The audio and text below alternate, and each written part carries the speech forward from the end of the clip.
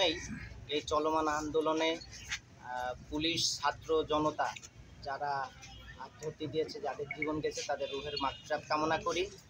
মহান রাব্বুল আলামিন তাদেরকে জান্নাতবাসী করুক।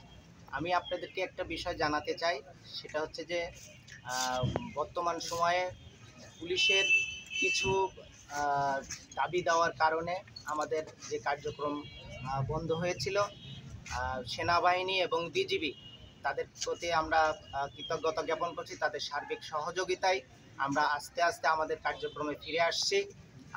আপনারা জানেন যে আমাদের আজকে যে দুর্ঘটনাগুলো ঘটেছে, পুলিশের প্রতি সাধারণ জনগণ যে ক্ষিপ্ততা সেটা তৈরি হয়েছে আমাদের যে নির্দেশনা, যে অযৌক্তিক নির্দেশনা, কিছু গায়েবী মামলা, কিছু মানুষের উপর তাদের নির্দেশনা মোতাবেক গ্রেপ্তার, এই সব কারণে পুলিশের উপর সাধারণ জনগণের যে ক্ষিপ্ততা তৈরি হয়েছে, তারই ফলশ্রুতিতে আমাদের জীবন দিতে হয়েছে, আমাদের জনগণের কাছে হেয় প্রতিপন্ন হতে হয়েছে। যারা আমরা নিম্নপদস্থ কর্মকর্তা কর্মচারী, তারাই সবচেয়ে বেশি ক্ষতিগ্রস্ত হয়েছে।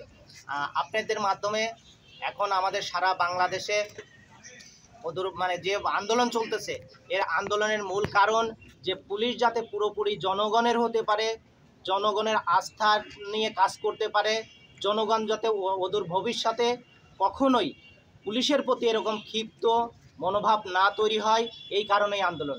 জনগণের কারোর কোনো বিপক্ষে কোনো কিছুর জন্য না, জনগণের কল্যাণের জন্যই পুলিশের এই আন্দোলন। আমি অনুরোধ করব আপনাদের মাধ্যমে, বর্তমান যে সরকার নবগঠিত যে সরকার গঠিত হয়েছে, তাদের মাধ্যমে যে আমাদের সমস্ত বিষয়টা নিয়ে তারা এমনভাবে চিন্তা করুক যাতে আমাদের প্রতি, আমাদের কৃতকর্ম দিয়ে জনগণ যাতে কখনো আমাদের প্রতি ক্ষিপ্ত মনোভাব তৈরি না করে এবং এইভাবে আমাদের পুলিশ সদস্যদের জীবন দিতে না হয়। আমাদের দিয়ে কিছু কাজ করানোর কারণেই জনগণ কিন্তু আমাদের প্রতি ক্ষিপ্ত হয়েছে। আমরা সে ধরনের কোনো কার্যক্রম করতে চাই না এবং অদূর ভবিষ্যতের জন্য আমাদের দিয়ে যে করানো না হয়। আমরা কখনো ইচ্ছাকৃতভাবে এই ধরনের সিচুয়েশন তৈরি করতে চাই না। এটা আপনাদের মাধ্যমে আমাদের দাবি। আর খুব শীঘ্রই আমাদেরকে যারা বাইরে ছিল আমরা ফিরে নিয়ে এসেছি। সেনাবাহিনী, বিজিবি আমাদের সহযোগিতা আছে।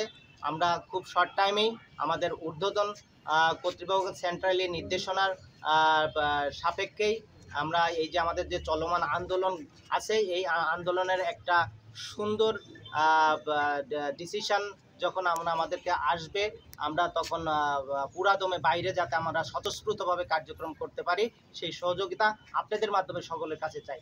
ধন্যবাদ।